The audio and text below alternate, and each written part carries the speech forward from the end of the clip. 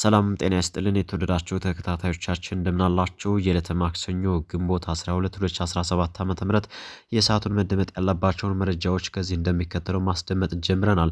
ሁላችሁም ከዛ በፊት ቪዲዮ ላይክ እያደረጋችሁ እንድትጀምሩት በአክብሮት እየጋበዝን እንዲሁም በተለያዩ ማህበራዊ ሚዲያ አማራጮቻችሁም ሸር እንድታደርጉት በአክብሮት እንጠይቃለን። በዚህ ሰዓት የመረጃ ጊዜ ወደ እናንተ ከምናደርሳቸው መረጃዎቻችን መካከል በቅድሚያም አርዕስቶቹን በማስቀደም እንጀምራለን። በተለያዩ የአማራ ክልል አካባቢዎች እየተካሄደው በሚገኙ አሁናዊ አውደ ውጊያዎች የደረሱን አሁናዊ መረጃዎችን ወደ እናንተ እናደርሳለን። በዚህም በጎጃም፣ ጎንደር እንዲሁም ሸዋና ወሎ አካባቢዎችም እየተደረጉ ያሉ አውደ ውጊያዎችም ምን ደርሰዋል፣ ከምን የድል አፋፍ ላይ ይገኛሉ የሚለውን መረጃም በዚህ መረጃ ሰዓታችን ወደ እናንተ እናደርሳለን።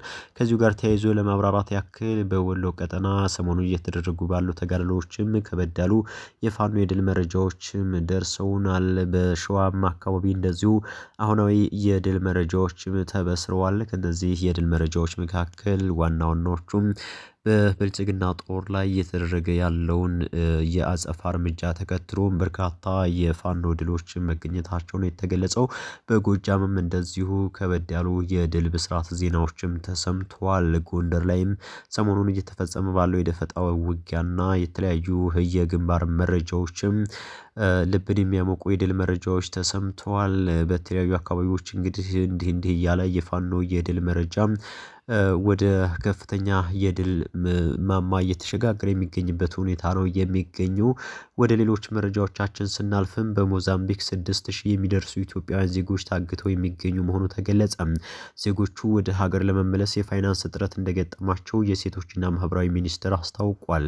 በሚኒስትሩ የሰዎች ዝውውር ማስተባበሪያ የተመላሽ ዜጎች ክትትል መሪ ስራ አስፈጻሚ አቶ ደረጀም ተግበሉ 6000 የሚሆኑ ታጋቾች በሞዛምቢክ እንደሚገኙ የገለጹ ሲሆን እንደ ዛምቢያ ባሉ ሀገራትም በውል የማይታወቁ ዜጎቻችን በእስር ቤት ውስጥ የሰብአዊ ጥሰት እየተፈጸመባቸው እንደሚገኙ መረጃው ደርሶናል ሲሉም ተናግረዋል። በሌላኛው መረጃችን የጅቡቲ መንግስት በዛሬው ዕለት ኢትዮጵያውያንን ጨምሮ ህገወጥ ስደተኞችን በግድ ማባረር ጀመረች። የጅቡቲ መንግስት ዶክመንት የሌላቸው ስደተኞች በፈቃደኝነት ለቀው እንዲወጡ ጥሪ አስተላልፎ የነበረ ሲሆን በፈቃደኝነት ሀገሪቱን ለቀው ያልወጡትን ፖሊስ እያፈሰ ወደ ካምፕ እያስገባ የቆየ ሲሆን በዛሬው ዕለት ሁሉም ህገወጥ ስደተኞች ናቸው ያለቻቸውን በዛሬው ዕለትም ማባረር ጀምራለች። በዚህ ዘመቻም አብዛኞቹ እየተባረሩ ያሉ ኢትዮጵያውያን፣ ሶማሊያውያን፣ የመናውያን ናቸው ነው የተባለው። ወደ ሌላኛው መረጃችን ስናልፍ የኤርትራ መንግስት 78 ታጋቾችን መልቀቁን የማዕከላዊ ትግራይ ዞን ፖሊስ አረጋገጠ። ይህን ጉዳይ በተመለከተም ትናንት በዘሀበሻ ዘገባ ማቅረቡ የሚታወስ ሲሆን የማዕከላዊ ትግራይ ዞን ፖሊስ ዛሬ እንደገለጸው የተለቀቁት በአዲ ቋላ ራማ በኩል ነው ተብሏል። የፖሊስ ኮሚሽነሩ ኮማንደር ጸጋዬ በሰጡት መግለጫ ከተለቀቁት ውስጥ አብዛኞቹ ተወልደው ያደጉት በኤርትራ መሆኑን ገልጸው እድሜያቸውም ከ45 ዓመት በታችም መሆኑን አስረድተዋል። የተወሰኑት ከኤርትራውያን ጋር ተጋብተው ሀብትና ንብረት ያፈሩ መሆናቸውንም ገልጸዋል። ከዚህ ቀደም የኤርትራ መንግስት በርካታ የትግራይ ተወላጆችን አግቶ መውሰዱን በስፋት ሲገለጽ የቆየ ሲሆን ኮማንደር ጸጋዬ እንዳሉትም በአሁኑ ወቅትም 272 የትግራይ ተወላጆች በኤርትራ እስር ቤት እንደሚገኙ ከተለቀቁት ሰዎችም ሰምተዋል። የተለቀቁት በአሁኑ ወቅትም በራማ እንደሚገኙ በቅርቡ ወደ ቤተሰቦቻቸው እንደሚቀላቀሉ ያስታወቁት ኮማንደሩ ጨምረውም የኤርትራ መንግስት እነዚህን ታጋቾች የለቀቀው የትግራይ ባለስልጣናትን ሳያማክር በራሱ ፍላጎት ነው ብለዋል። እነዚህ ታጋቾች መለቀቃቸውን በተመለከተ እስካሁን የኤርትራ መንግስት ያለው ነገር የለም። ወደ ተከታይ መረጃችን ስናልፍ የኢትዮጵያ የጤና ባለሙያዎች ከዛሬ ጠዋት ጀምሮ ወደ ሙሉ የስራ ማቆም አድማ መሸጋገራቸውን የአድማ አስተባባሪዎች አስታወቁም። በበርካታ ሆስፒታሎች አገልግሎት መቋረጡንም አስተባባሪዎቹ ገልጸዋል። በሌላ በኩል የኢትዮጵያ የጤና ባለሙያ ማህበር ፕሬዝዳንትም ዮናታን ዳኘው በትናንትናው ዕለትም ከስር እንደተፈታ ተሰምቷል።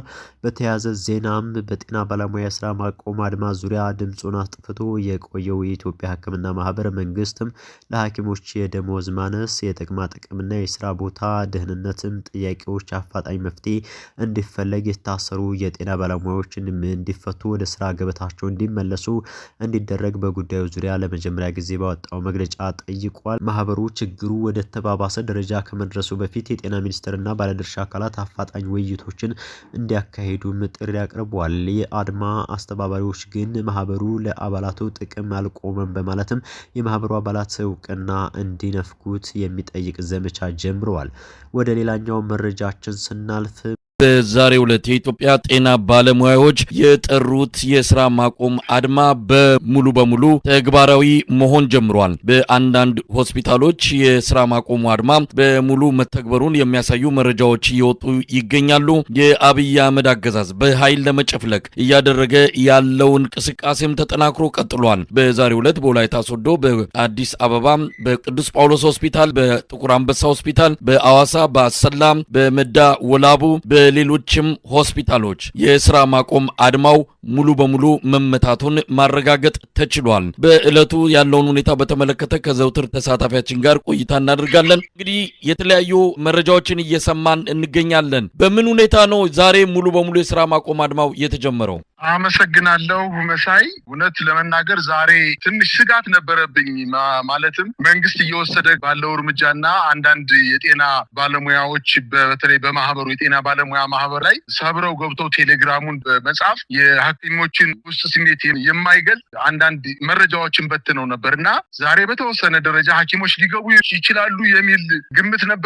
ነገር ግን ዛሬ የተረዳሁት ነገር ምንድነው መንግስት በጣም ግዙፍ ከሆነ ቋጥኝ ጋር ሂዶ እንደተጋጨ ነው እኔ ውስጥ የሚሰማኝ። ምክንያቱም እነዚህ ሐኪሞች እንግዲህ እንደ ሴፍቲኔት ፕሮግራም ዘይትና ስንዴ እየሰጠ ባንዲራ ይዛችሁ ይንቀሚስ ለብሳችሁ ይነን ብልጽግና እንደግፋችሁ ውጡ፣ ወደ ቤትም ተመለሱ፣ አዳራሽ ተገኙ ሲሏቸው የሚገኙ ሰዎች እንዳልሆኑ ከሚያገኙ ጥቅም በላይ ለህብረተሰቡ አገልግሎት በመስጠት የሚረኩ ከገንዘብ በላይ ለስብዕናቸው የሚጠነቀቁ በጣም ክብራቸውን የሚፈልጉ በመሆናቸው ዛሬ በቃላቸው ተገንተው በበርካታ የሕክምና ማዕከላት ላይ ሆስፒታሎች ጸጥ ረጭ ብለው ነው የዋሉት።